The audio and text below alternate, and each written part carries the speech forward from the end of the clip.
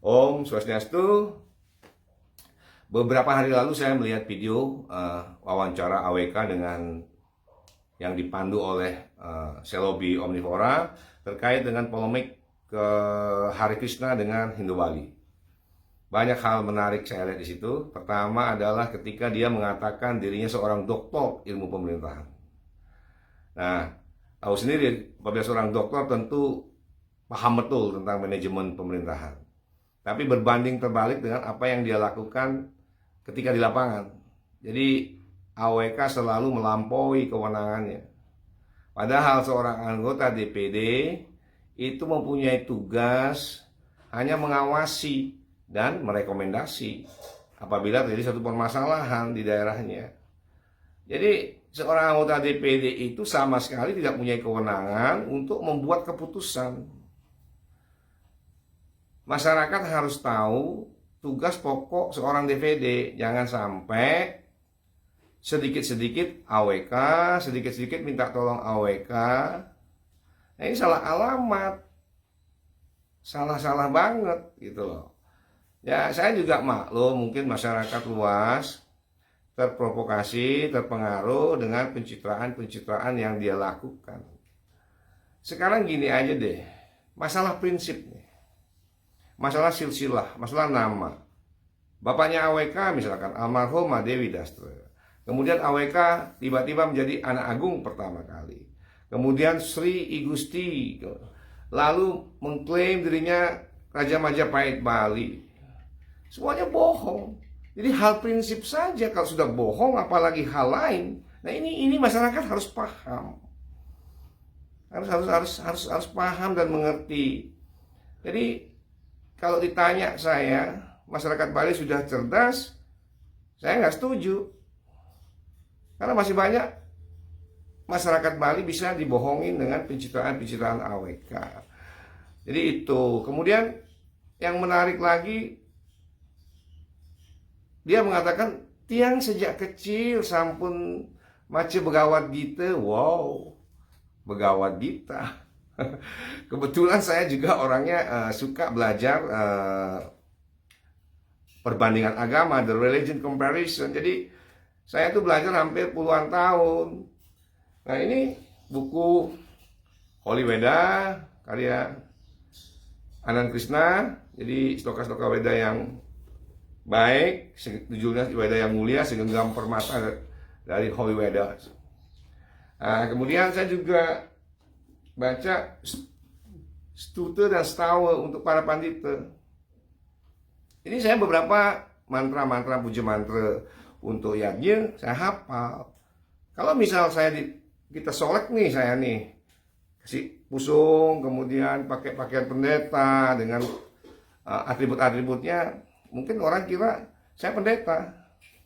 Karena hari ini gampang sekali untuk menampakkan diri seolah-olah suci tetapi pedang debak.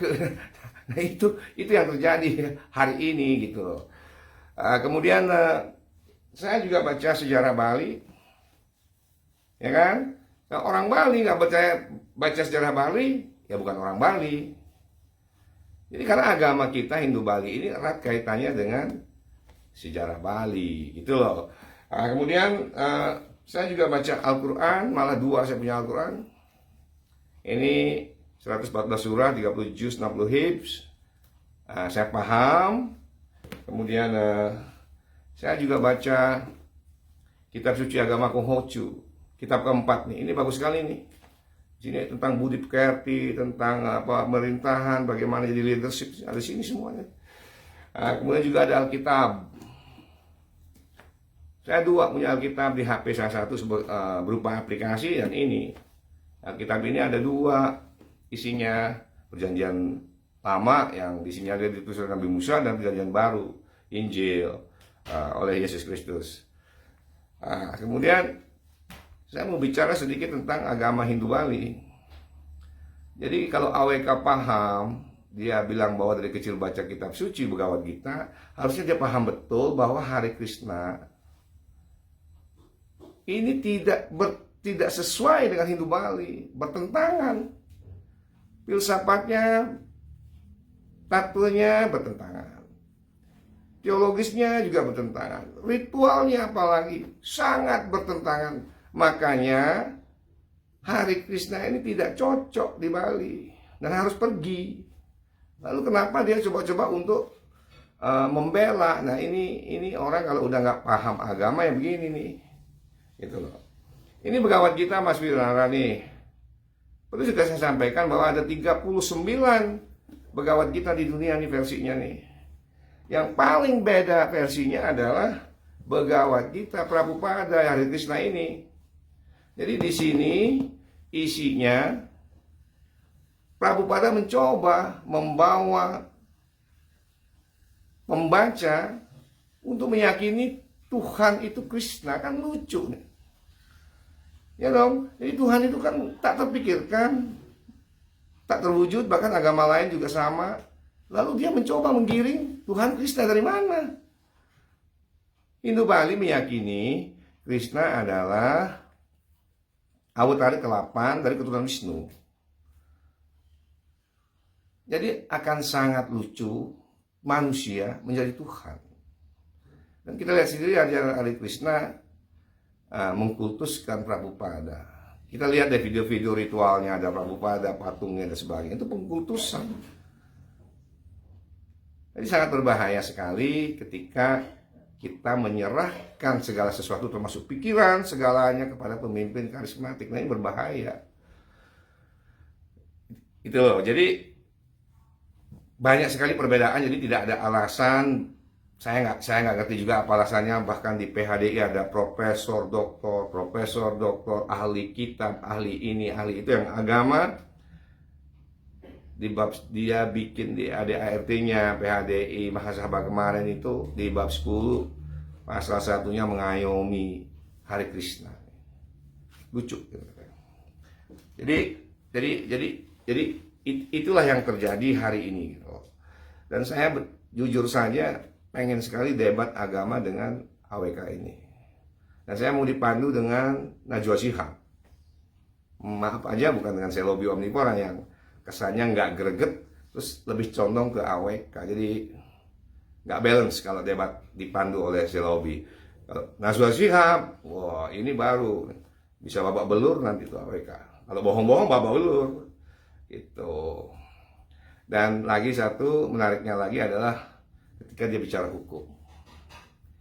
Jadi surat keputusan yang melarang peredaran barang cetakan Hari Krishna itu keputusan Jaksa Agung 1075 tahun 84. Nah, AWK dengan takaburnya bilang bahwa semenjak Mahfud MD jadi ketua Mahkamah Konstitusi telah mengeluarkan judicial review yang menyatakan bahwa kewenangan kejaksaan tidak lagi berwenang soal pelarangan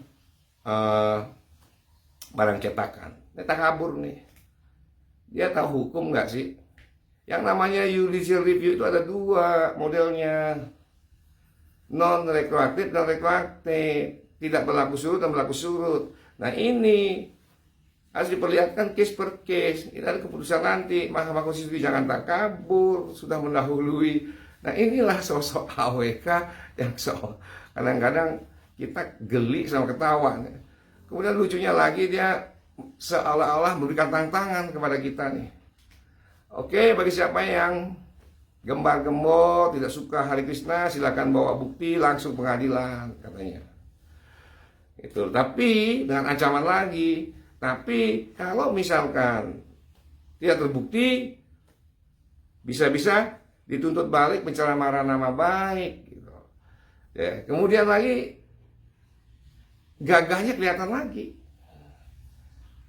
Kalau misalkan ada bukti, Aji antar katanya. Wih, Aji siapa ini? Excuse me. Aji. Gitu loh. Jadi begini ya, Bapak AWK. Kalau hukum itu ditegakkan sebagai panglima, hukum itu tidak tumpul ke atas, tajam ke bawah, dan hukum itu ditegakkan walaupun langit akan runtuh, saya pikir pihak Polda Bali akan gelar perkara. Tentu setelah gelar perkara diproses menjadi P21. Ketika jaksa nerima P21 udah otomatis sidang. Nah mungkin saat itu mobil tahanan kejaksaan yang antar kamu ke sidang. Nah, itu baru bener tuh. Jadi jangan bilang Aji akan antar, gaya sekali Aji, gak mau gak gitu. Jadi saya menghimbau kepada masyarakat Bali agar hati-hati, percaya dengan provokasi-provokasi, pencitraan-pencitraan yang dilakukan oleh AWK, karena semua itu ingin kekuasaan sebenarnya. Jadi dia lakukan segala cara, bahkan merubah, menyentuh paling prinsipil di Hindu Bali, adat, tradisi, budaya. Nah ini bahaya nih, gitu. Jadi saya kira itu, semoga masyarakat semakin cerdas, semakin paham tugas DPD, kemudian apa itu Hari Krishna, sehingga masyarakat Bali bisa kembali kepada situasi yang sangat kondusif, tidak berpolemik kepanjangan seperti hari ini. Dan saya harapkan juga pejabat-pejabat PHDI terbukalah pikirannya sedikit, bahwa Gamuh Bali itu lahir tahun 1001 yang dicetuskan oleh Empu Kuturan di Pesamuan Agung, kemudian dilanjutkan lagi oleh Dang Hyang Nirate dengan konsep Tripurusha, dan Trimurti ini sudah luas sekali, Utpeti, Stiti, Pralina, begitu juga Weda, luas sekali tentang lahir hidup mati, Utpeti, Stiti, Pralina, dan istri diwasinya Brahma Widusa itu kalau dibahas luas karena itu Weda. Nah kita sudah itu. Jadi jangan sampai kita yang sudah menyelimuti Weda kemudian kita harus dikatakan tidak menurut Weda oleh aliran sekte yang hanya dari Waisnawa, Caitanya Yasnama, kemudian Gaudiya Waisnawa dan turunannya, seperti ajaran Hare Krishna ini. Ya, semoga semua pikiran baik dari datang segala penjuru. Om Anu Badah Katoyuantu Wiswata. Saya akan tutup dengan Param Santi. Om Santi Santi Santi.